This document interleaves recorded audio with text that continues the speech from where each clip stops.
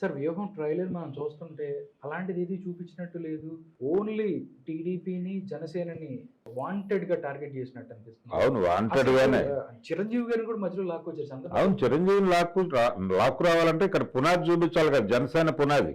అక్కడి నుంచి అక్కడి నుంచి తీసుకొచ్చాడు. నిజానికి ఆ రోజుల్లో ఇంకొక ప్రచారం ఉంది. అది మాట్లాడో చూడాలి వర్మ. సినిమా చూస్తే కనుక మనకు అదేంటంటే సార్ ప్రజారాజ్యం పార్టీని ఫ్లోట్ చేసిందే వైఎస్ రాజశేఖర రెడ్డి అని.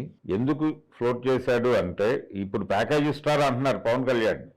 ఆ రోజున చిరంజీవికి కూడా ఉంది అది, ఆ ట్యాగ్ లైన్. చాలా మందికి తెలియదు కానీ మర్చిపోయారు.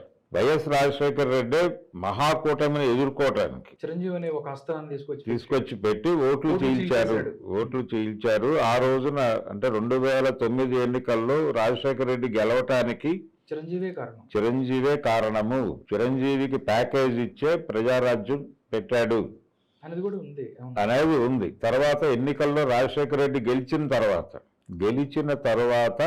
జెండా పీకేంగాని ఈనాడులో ఒక వార్త వచ్చింది, ప్రజారాజ్యం జెండా పీకేస్తున్నారు అని.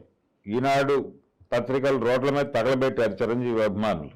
ఇటువంటిది ఏమీ లేదు, ఎట్లా రాస్తారు అని ఈయన ఓపెన్ గా మాట్లాడారు మీడియా ముందుకు వచ్చి. ఈ మాట్లాడిన తర్వాత కొద్ది కాలానికి కార్పొరేషన్ ఎలక్షన్స్ జరిగినాయి. ఇక్కడ కార్పొరేషన్ ఎలక్షన్స్ లో విచిత్రంగా ప్రజారాజ్యం తరఫున నిలబడ్డ ఒక కార్పొరేటర్ గెలిచాడు, ముస్లిం అతను విజయోత్సాహంతో కేడర్తో ఊరేగింపుగా ప్రజారాజ్యం పార్టీ ఆఫీస్కి వస్తే తాళం పెట్టుంది. ఆ రోజున రిపీట్ అయింది మళ్ళీ అదే వార్త, జెండా పీకేంగా అనేది రిపీట్ అయింది. దానికి కూడా వీళ్ళు ఏదో కారణాల చేత, సాంకేతిక కారణాల వలన తాళం వేసి ఉంది తప్ప వాంటెడ్ గా తాళం వేసలేదు అన్న టోన్లో మళ్ళీ మాట్లాడారు. ఫైనల్ గా ఇది జరిగిన కొద్ది రోజులకే విలీనం జరిగింది. కాబట్టి ఈ ఘటనలన్నీ ఏదో మేరకు చూపిస్తాడు. అంటే టోటల్ గా కొణిదెల కుటుంబం మొత్తం కూడా ఇలాగే అనేది ఏదో ఎస్టాబ్లిష్ చేయాలనేది అనుకున్నాడు ఆయన. అనుకునే ఈ చిరంజీవి క్యారెక్టర్ కూడా పెట్టాడు. అది కొంచెం లెంగ్దీగానే ఉండేటట్టుగా కనిపించింది. అవును. ఆ పోలికలు ఉన్నటువంటి ఆర్టిస్టులను సెలెక్ట్ చేసుకోవటం రామ్ గోపాల్ వర్మ గారి ప్రధాన విజయం. చంద్రబాబు నాయుడిని పోలిన మనిషి ఒక సోనియా గాంధీయే పోలికలు ఆనలేదు కానీ పర్వాలేదు, దగ్గరికి తీసుకొచ్చాడు. మొత్తం చూడంగానే మొత్తం ఎక్కడ ఉంటాడు, మొత్తం చంద్రబాబు నాయుడు సేమ్ అలాగే. అవును. అతను ఎక్కడో హోటల్లో పనిచేస్తుంటే పట్టుకొచ్చాయని చెప్పాడు. చెప్పాడు. ఆ రోజుల్లో వీడియో కూడా రిలీజ్ చేశాడు. ఇలా అంటే ఆ మనిషిని పోలిన మనుషుల్ని పట్టుకురావటం ద్వారానే కొంత విజయం సాధిస్తున్నాడు ఆయన. సార్ సోషల్ మీడియాలో జరుగుతుంది, వర్మ గారి వ్యూహం మొత్తం తప్పులు తడికే, మొత్తం అన్ని ఎక్కడైతే అన్ని ఏదైతే ప్రతిపక్షాలను టార్గెట్ చేయడం, పవన్ కళ్యాణ్ లేకపోతే చంద్రబాబుని టార్గెట్ చేయడానికి ఉంది, దీంట్లో ఏ మాత్రం నిజం లేదు అన్నారు. అంటే ఎంతో కొంత నిజం ఉంది అని మనం నమ్మొచ్చు. ఎంతో కొంత నిజము అంటే ఉన్న చరిత్ర చేస్తున్నాడు ఆయన. జరిగిన సంఘటనలన్నీ క్రమం అదే.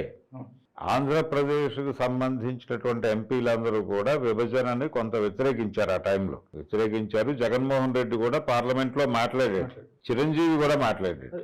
చిరంజీవి గారు కూడా మాట్లాడారు. హైదరాబాద్ ని యూటీ చేయాలని కూడా ఆయన మాట్లాడారు. అవును, యూటీ చేయాలనే డిమాండ్, అసలు విభజన తప్పు అని జగన్మోహన్ రెడ్డి మాట్లాడాడు. జగన్మోహన్ రెడ్డి మాట్లాడటానికి ఒక ప్రాతిపదిక ఉంది. ఆల్రెడీ ఆయన కార్నర్ అయి ఉన్నాడు, అప్పటికే కార్నర్ అయి ఉన్నాడు. కాబట్టి ఆయన్ని నిజానికి రాజశేఖర రెడ్డి గారు చనిపోయిన క్షణంలో సంతకాల సేకరణ కార్యక్రమం జరిగింది. ఈ సంతకాల సేకరణ కార్యక్రమం కూడా ఈ సినిమాలో ఉంటుందా ఉండదా అనేది చూడాలి. అంటే టోటల్ గా జగన్మోహన్ రెడ్డి రాజకీయ ప్రయాణం తాలూకా డాక్యుమెంటరీ ఇది. ఈ క్రమంలోనే ఆయనకు వ్యతిరేకంగా అనేక మంది పన్నిన వ్యూహాలు, అంటే ఆయన్ని ముఖ్యమంత్రి కాకుండా అడ్డుకున్నటువంటి సోనియా గాంధీ, ఆ రోజున ముఖ్యమంత్రి కాకుండా అడ్డుకున్నటువంటి కాంగ్రెస్ పార్టీ రోసయ్య గారితో సహా, అదే ఇక్కడ ఉన్నటువంటి అప్పటి ఉమ్మడి ఆంధ్రప్రదేశ్ తాలూకా కాంగ్రెస్ పార్టీ నాయకులు, జాతీయ కాంగ్రెస్ నాయకులు, వీళ్ళు ప్రధాన విలన్స్. లోకల్గా చంద్రబాబు నాయుడు విలన్. అలాగే పవన్ కళ్యాణ్కి జగన్మోహన్ రెడ్డికి వైరం ఎక్కడ మొదలైంది అనే దాని రూట్స్ లోకి వెళ్ళి మాట్లాడే ప్రయత్నం ఏమైనా చేస్తాడా లేదా అనేది చూడాలి. ఎందుకు జగన్ అంటే అంత అలా మండిపడతాడు ఆయన? దీనికి ఒక ప్రాతిపదిక ఉంటుంది కదా, ఆ ప్రాతిపదిక జోలికి వెళ్ళడా అనేది చూడాలి. కాబట్టి రకరకాల అంశాలు ఉన్నాయి ఆయన జీవితం చుట్టూ. అయితే ఇంతమంది కాదన్నప్పటికీ ఆయన ప్రాంతీయ పార్టీ పెట్టి 2 ఎన్నికల్లో ఆయన గెలిచి ముఖ్యమంత్రి అయ్యాడు. కాబట్టి ఈ సక్సెస్ అడ్డుకోవటానికి జరిగినటువంటి ప్రయత్నాలన్నీ చూపిస్తాడు. ఇదే వ్యూహం. రామ్ గోపాల్ వర్మ ఒక రకంగా వైసీపీ సానుభూతి పరుడే. ఎవరైతే నిర్మాతగా దాసరి కిరణ్ కుమార్ ఆయన వైఎస్ఆర్ కాంగ్రెస్ పార్టీ అతను. అంటే వీళ్ళందరూ ఆల్రెడీ ప్రజలకు తెలుసు వీళ్ళు వైఎస్ఆర్ సిపి వాళ్ళని.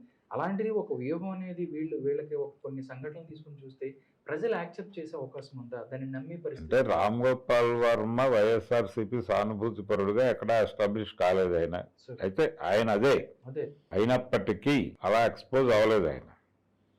ఆయన ఒక ఫిల్మ్ మేకర్ గానే ఉన్నాడు. ఫిల్మ్ మేకర్ గా ఉండటం మాత్రమే కాదు, ఆయన ఒక యూట్యూబ్ వ్యవస్థను ఏర్పాటు చేశాడు. నిజం అనేది ఈ మొత్తానికి ఫండింగ్ వైఎస్ఆర్సీపీ నుంచి జరుగుతోంది అనే విషయం ప్రపంచానికి తెలుసు. అంటే దాని మీద వార్తలు ఉన్నాయి. ఉన్నాయి. మీడియా కూడా ఎలా తయారైందంటే ఒక్కొక్క మీడియా హౌస్ ఒక స్టాండ్ తీసుకుంది, ఒక పార్టీ స్టాండ్. దాంట్లో ఆ పార్టీ అనుకూల వార్తలు మాత్రమే వస్తాయి. అలాగే మిగిలిన పార్టీల మీద దాడి ఉంటుంది. అక్కడి నుంచే అనుకూలం ఒక పక్కన దాడి వేరే పక్కన. రెండు చేయడం కోసం మీడియా హౌస్లు ఉన్నాయి. ఇప్పుడు ప్రతి మీడియా హౌస్ కి ఒక పొలిటికల్ అనుబంధం ఉంది, ఒక రాజకీయ పార్టీకి అనుబంధంగానే ఉన్నాయి, పనిచేస్తున్నాయి అన్ని. ఇది అది అని అక్కర్లేదు. జగన్మోహన్ రెడ్డి గారు మాట్లాడుతూ ఉంటాడు, మీ బిడ్డకి ఈనాడు లేదు, మీ బిడ్డకి ఆంధ్రజ్యోతి లేదు, మీ బిడ్డకి TV5 లేదు, మీ బిడ్డకి ఇంకోటి లేదు అని. సో ఈ బిడ్డకి లేనివన్నీ కూడా ఆయనకి వ్యతిరేకంగా పనిచేస్తున్నవి, అనుకూలంగా పనిచేస్తున్నవి కూడా ఉన్నాయి. చాలా అనుకూలంగా పనిచేస్తున్నటువంటి 200 ఛానల్స్ ఉన్నటువంటి ఒక యూట్యూబ్ వ్యవస్థ ఉంది ఉంది. ఆయన వెనకాల. ఇంత వ్యవస్థ ఉంది కాబట్టి మేము ప్రొటెక్ట్ చేసుకోగలం అని చెప్పి చాలా కాన్ఫిడెంట్ గా ఉన్నారు వాళ్ళు. అవునండి సార్. జనాలని పిచ్చోళ్ళు కాదు సార్. ఇప్పుడు జనాలు కూడా క్లీన్ గా అబ్జర్వ్ చేస్తున్నారు. వాళ్ళు చూస్తున్నారు ఇది ఈ ఛానల్ సపోర్ట్, ఈ ఛానల్ సపోర్ట్ ఆల్రెడీ అర్థమవుతోంది. అంటే ఇప్పుడు ఫస్ట్ ఎలక్షన్స్ లో సోషల్ మీడియా ప్రభావం చూపించినటువంటి ఎన్నికల్లో వ్యూస్ కి ఇప్పుడు వస్తున్న వ్యూస్ కి మధ్య చాలా వేరియేషన్ ఉంది.